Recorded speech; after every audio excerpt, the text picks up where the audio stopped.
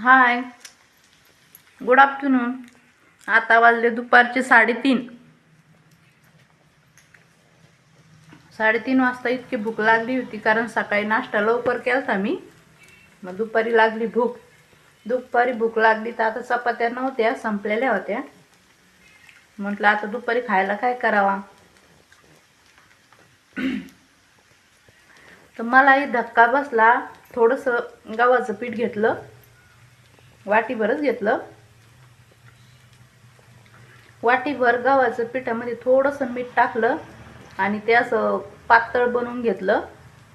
आणि पातळ पण आपण तांदळाचे जसे परोठे बनवतो ना, हे बघा तसे परोठे झाले एकदम.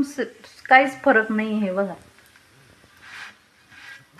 हे बघा, हे गव्हाच्या पिठाचे परोठे बनवलेत मी, एक वाटीभर.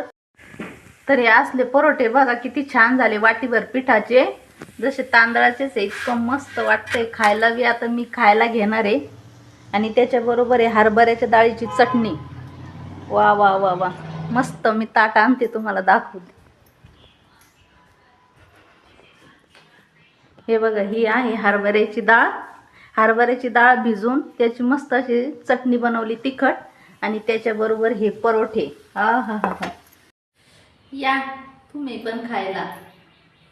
की मस्त गव्हाच्या पिठाचे परोठे, लवकर झटपट बनणारे.